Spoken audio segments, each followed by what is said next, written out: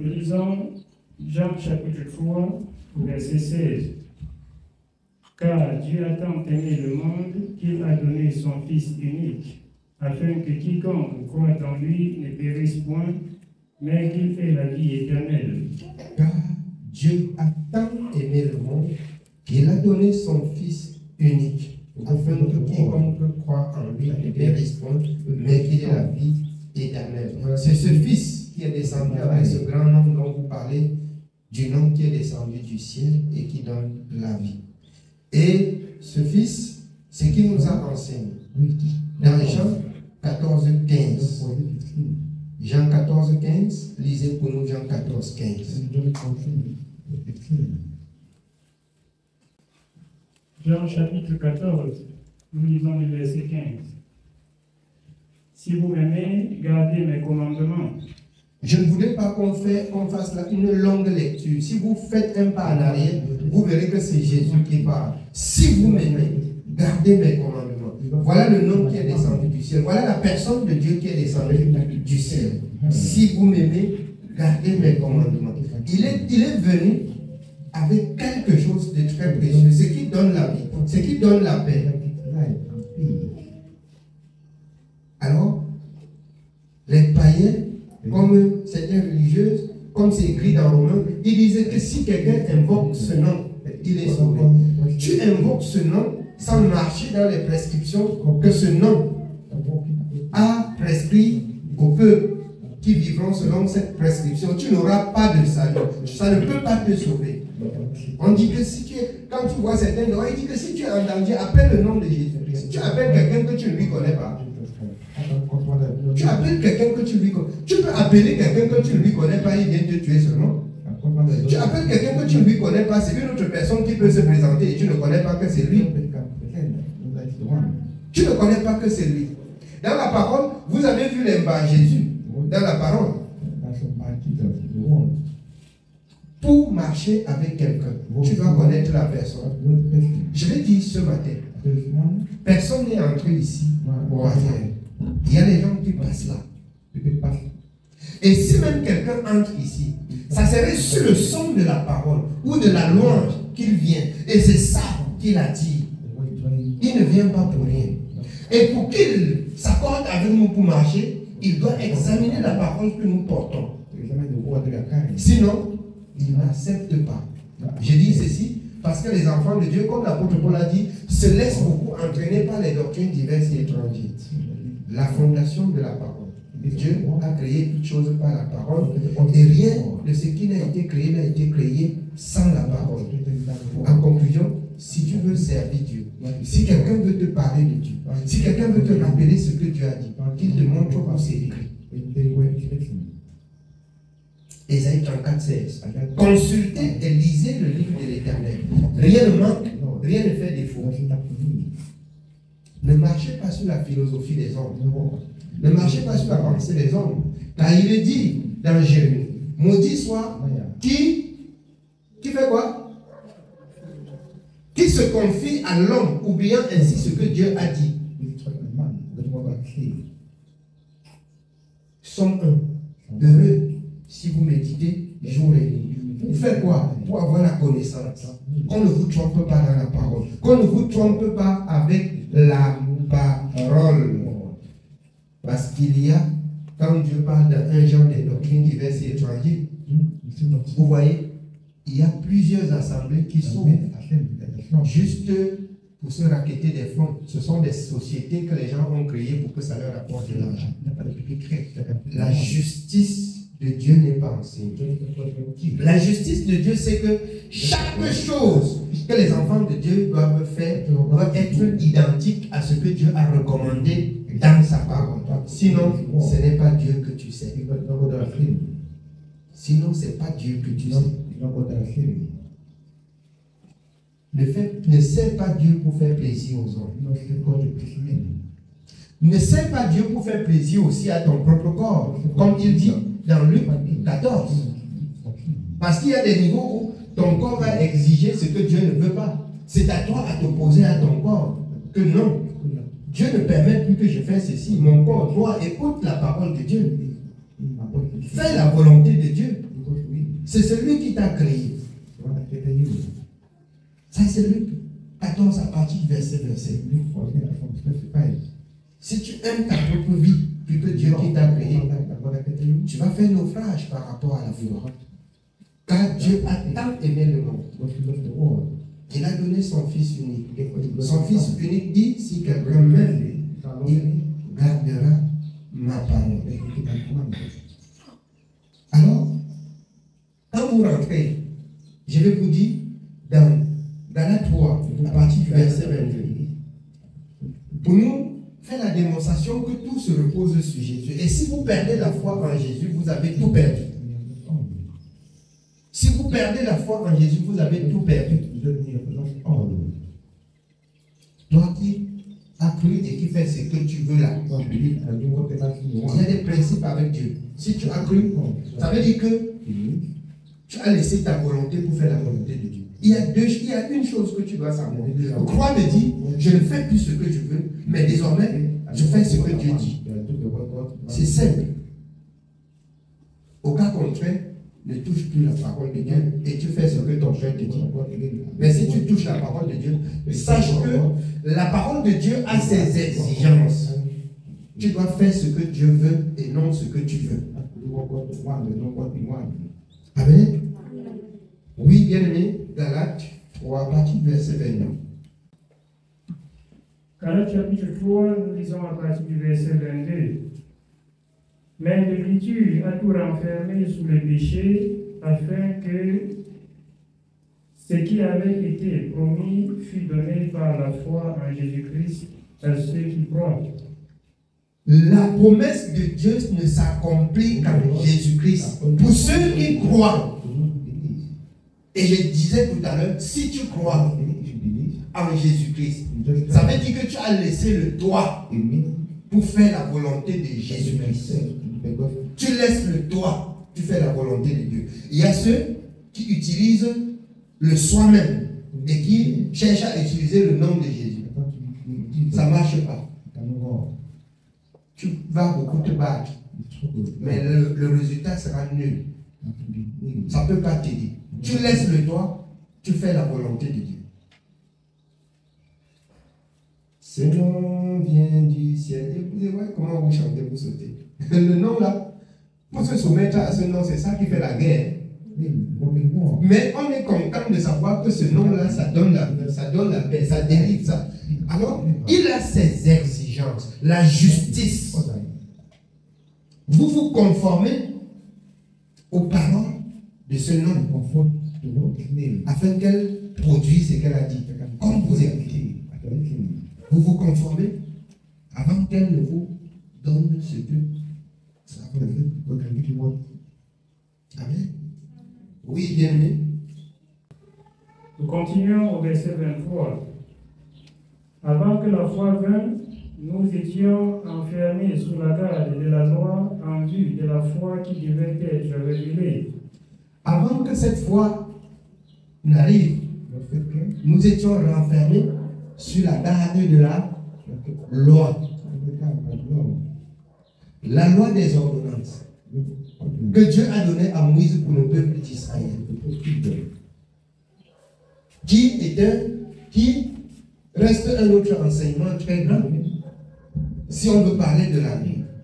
Mais la loi quitte pour conduire le peuple de Dieu à Jésus.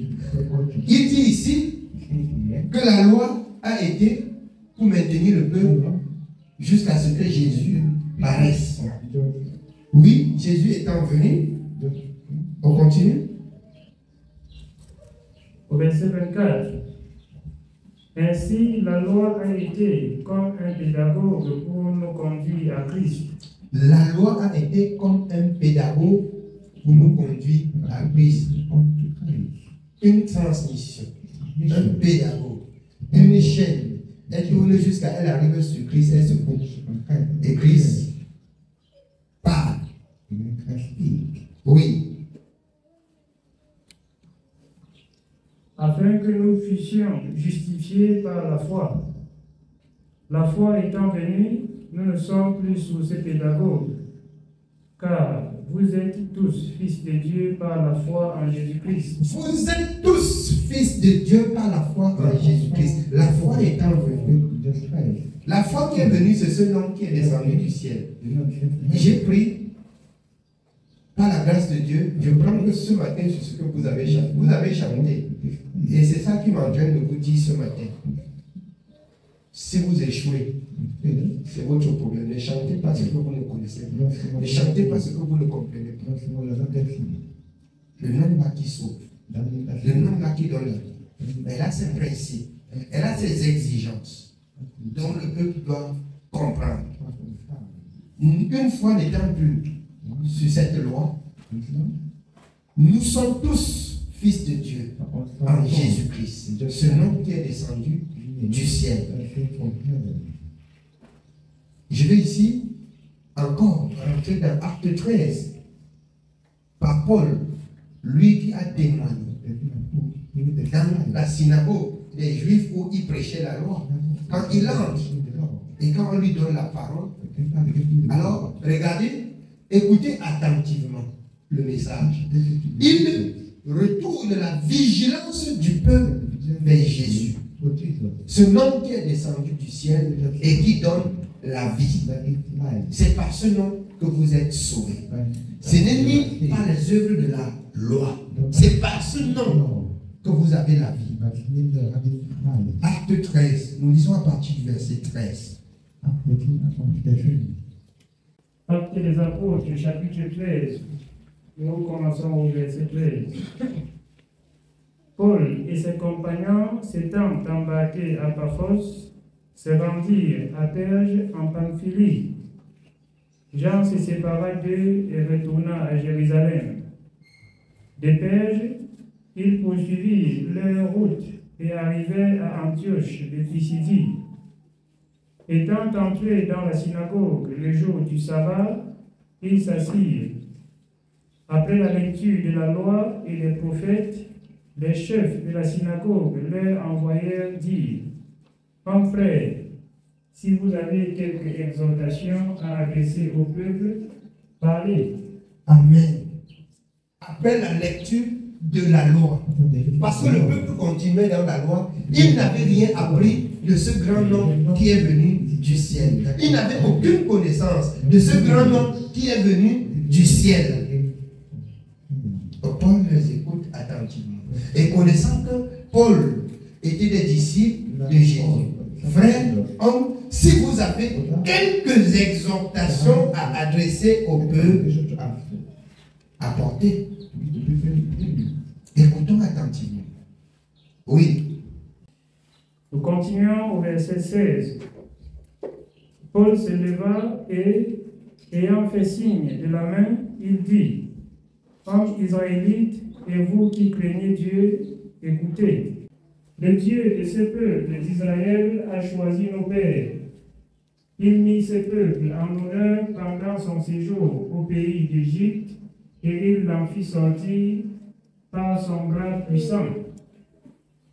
Il le nourrit près de 40 ans dans le désert, et, ayant détruit 7 nations au pays de Canaan, il leur en accorda le territoire comme propriété. Après cela, durant 450 ans environ, il leur donna des juges jusqu'au prophète Samuel. Ils demandèrent alors un roi, et Dieu leur donna pendant 40 ans Saül, fils de Kis, de la tribu de Benjamin. Puis, l'ayant rejeté, il leur suscita pour roi David, auquel il a rendu ce témoignage. J'ai trouvé David, fils d'Isaïe, homme selon mon cœur, qui accomplira toutes mes volontés. C'est de la postérité de David que Dieu, selon sa promesse, a suscité à Israël un sauveur qui est Jésus. Amen. Donnez votre attention même à la lecture. N'attendez pas seulement que je vous exhorte. C'est assez simple pour comprendre.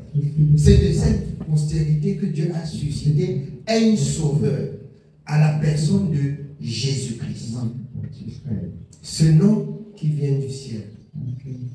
Vous m'avez rappelé que je vous dis encore, que je vous parle encore bien ce matin de ce nom qui vient du ciel et qui sauve. De ce nom qui descend du ciel et qui donne la vie. C'est de la postérité de David. Que Dieu nous a envoyé un sauveur à la personne de Jésus-Christ. On continue? Nous continuons au verset 24. Avant sa venue, Jean avait prêché le baptême de repentance à tout le peuple d'Israël.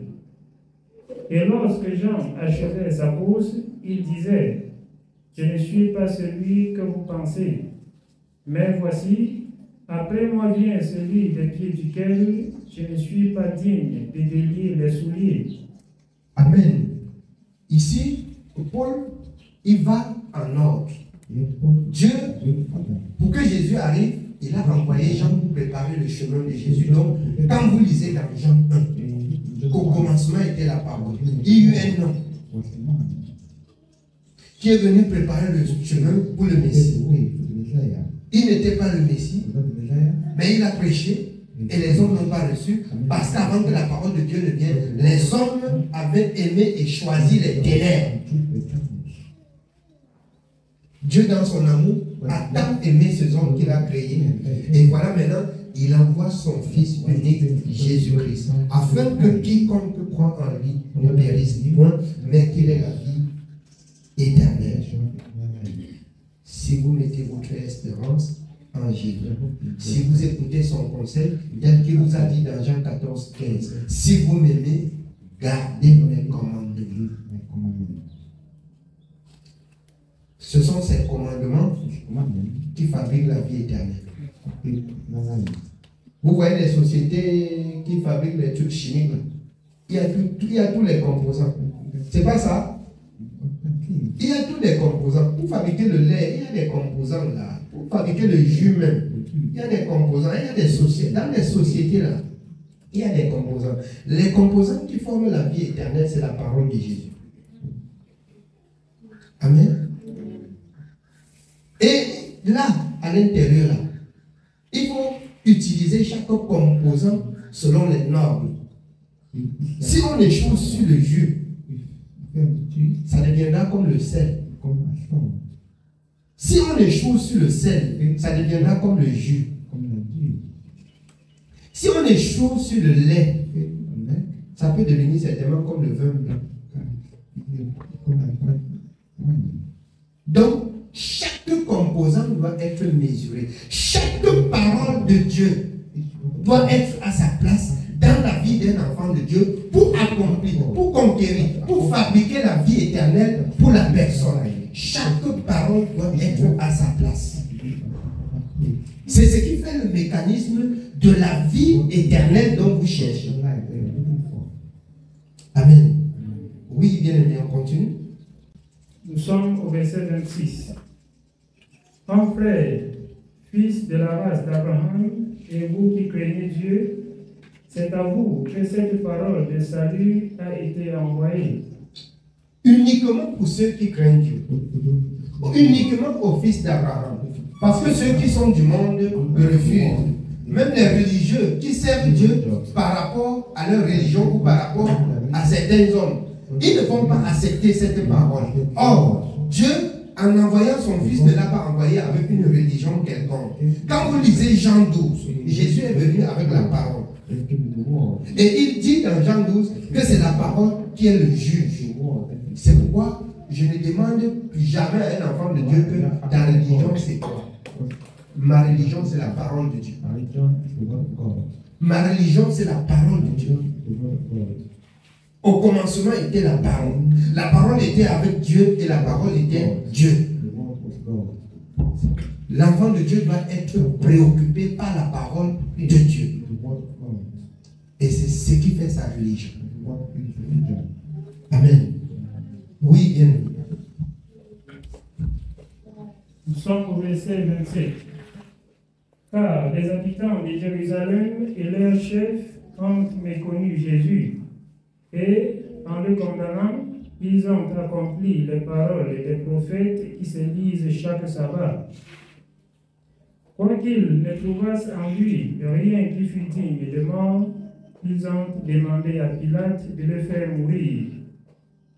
Et après qu'ils eurent accompli tout ce qui est écrit de lui, ils le descendirent de la croix et le déposèrent dans un sépulcre. Mais Dieu l'a ressuscité des morts, et il est apparu pendant plusieurs jours à ceux qui étaient montés avec lui de la Galilée à Jérusalem et qui sont maintenant ses témoins auprès du peuple. Et nous vous annonçons cette bonne nouvelle que la promesse faite à nos pères, Dieu l'a accomplie pour nous, leurs enfants, en ressuscitant Jésus selon ce qui est écrit dans le psaume 2. Tu es mon fils, je t'ai engendré aujourd'hui. Qu'il l'ait ressuscité des morts, de telle sorte qu'il ne retournera pas à la corruption.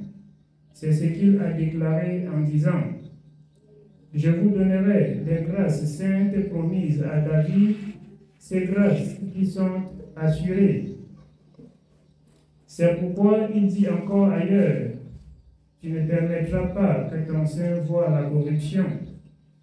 Or, David, après avoir en son temps servi au dessein de Dieu, est mort, a été réuni à ses pairs et a vu la corruption. Mais celui que Dieu a ressuscité n'a pas vu la corruption. Sachez donc, en frères, que c'est par lui que le pardon des péchés vous est annoncé, et que quiconque croit est justifié par lui de toutes les choses dont vous ne pouviez être justifiés par la loi de Moïse. Amen. Voilà le nom qui sauve, et non la loi qui conduisait le peuple en attendant ce grand nom. Sachez donc que c'est par lui que vous avez le pardon des péchés. Je vais encore démontrer le nom et le service de Moïse dans la maison de Dieu. Ce nom qui est au-dessus, ou le service qui est au-dessus du service que Moïse a rendu à Dieu pour le peuple. Hébreux 3. Hébreux 3, partie du verset 1.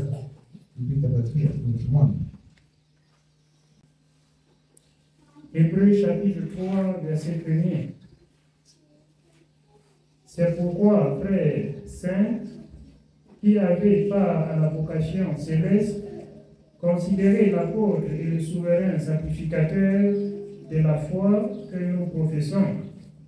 Jésus qui a été fidèle à celui qui l'a établi comme le fut Moïse dans toute sa maison. Car il a été jugé digne d'une gloire d'autant supérieure à celle de Moïse que celui qui a construit une maison a plus d'honneur que la maison même. Chaque maison est construite par quelqu'un, mais celui qui a construit toutes choses, c'est Dieu. Pour Moïse, il a été fidèle dans toute la maison de Dieu comme serviteur. Pour Moïse, il a été fidèle dans toute la maison de Dieu comme serviteur. La gloire que Dieu a donnée à Jésus est supérieure autant à celui de Moïse. C'est pourquoi, quand Jésus devait paraître, la loi portée par Moïse devait se taire. Et Jésus maintenant parle. On continue. Continuons au verset 5. Pour Moïse, il a été fidèle dans toute la maison de Dieu comme serviteur pour rendre témoignage à ce qui devait être annoncé. Mais Christ l'est comme fils sur sa maison. Et sa maison, c'est nous, pourvu que nous retenions jusqu'à la fin la ferme confiance et l'espérance dont nous nous glorifions. Amen. Sa maison, c'est Christ. Moïse a été dans la maison comme serviteur. Jésus l'est comme fils. Je vous explique. Celui qui vient travailler seulement dans cette maison et l'enfant qu'on a accouché dans cette maison. Alors, il y a une différence. L'enfant peut connaître tous les âges de la maison. Mais celui qui travaille seulement peut être limité. Il peut être limité. Il peut ne pas connaître certains endroits. Et c'est juste. L'enfant de la maison, il connaît toute la position de la maison. C'est pourquoi on laisse l'enfant expliquer la maison. Quand l'enfant grandit, on le laisse expliquer la maison. Ce n'est plus le serviteur qui parle de la maison. Le serviteur doit sortir. Et l'enfant parle de la maison. Amen. Voilà le mécanisme qui conduit à la foi et à la vie éternelle. Donc, si vous laissez d'écouter Jésus pour retourner à la loi et réclamer, il y a eu quelques discussions au milieu des apôtres, dans Acte 15, concernant la loi, les ordonnances de la loi, comme certains insistaient que la loi, la mission de la loi devait être en pratique pour les païens qui venaient. Et Pierre, dont le Seigneur avait dit, tu es pierre, sur cette pierre, je bâtirai l'église. Il s'est levé, rempli du Saint-Esprit, il a défendu la cause. Dieu n'a pas mis une charge sur votre dos. Dieu vous a déchargé. Et maintenant, vous voulez porter la charge là pour mettre sur le dos des païens qui viennent. Ce n'est pas possible. Vous n'êtes pas juste. Les païens doivent avoir les mêmes droits que nous.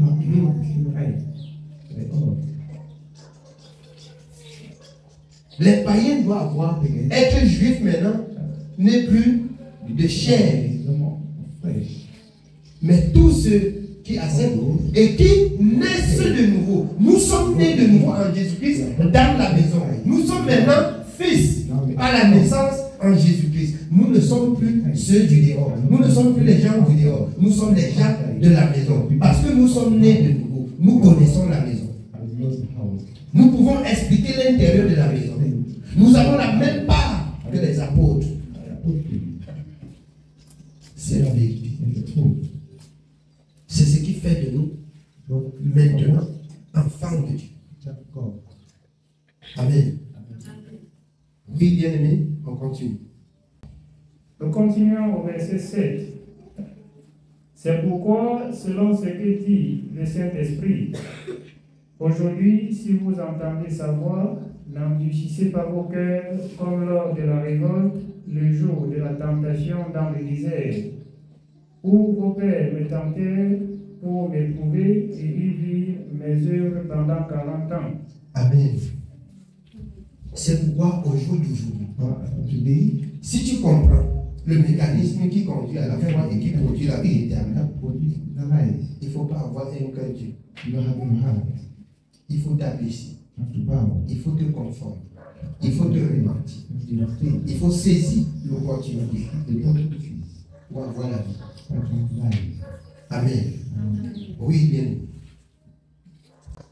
Nous continuons au verset 10. Aussi je fus irrité contre cette génération et je dis, ils ont toujours un cœur qui s'égare. Ils n'ont pas connu mes voies. Je jurai donc dans ma colère, ils n'entreront pas dans mon repos. Prenez garde, frères, que quelqu'un de vous n'ait un cœur mauvais et incrédule au point de se détourner du Dieu vivant. Que personne de nous n'ait un cœur mauvais, incrédule au point de se détourner du Dieu vivant.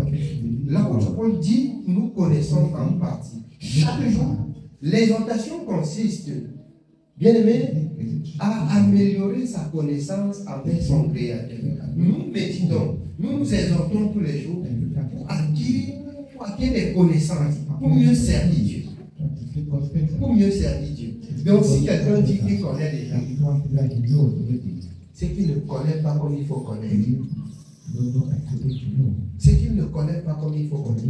Mais cependant, si tu apprends quelque chose que tu n'avais pas connu aujourd'hui, il te dit, rachète le temps et entre dans la grâce. Rachète le temps. Les jours sont mauvais. Comme le bien-aimé Paul dit dans Éphésiens. Amen. Oui, bien. Mais exhortez-vous les uns les autres chaque jour, aussi longtemps qu'on peut dire aujourd'hui. Exhortez-vous les uns les autres chaque jour, aussi longtemps qu'on peut dire aujourd'hui. On dit bien aimé, nous allons nous exhorter. Que le Seigneur t'accorde la grâce d'être là. Et chaque jour, aussi longtemps qu'on peut dire aujourd'hui. Dans l'acte 2, ils étaient même chaque jour ensemble. Ils s'exhortaient. Amen. Oui, bien. Afin qu'aucun de vous ne s'endurcisse par la séduction du péché, car nous sommes devenus participants de Christ, pourvu que nous retenions fermement jusqu'à la fin l'assurance que nous avions au commencement, pendant qu'il est dit: aujourd'hui, si vous entendez sa voix, n'endurcissez pas vos cœurs comme lors de la révolte. Qui fut en effet ceux qui se révoltaient après l'avoir entendu, sinon tous ceux qui étaient sortis d'Égypte sous la conduite de Moïse. Et contre qui Dieu fut-il irrité pendant 40 ans? Sinon, contre ceux qui péchaient et dont les cadavres tombèrent dans le désert. Et à qui jura-t-il qu'il n'entrerait pas dans son repos, sinon à ceux qui avaient désobéi?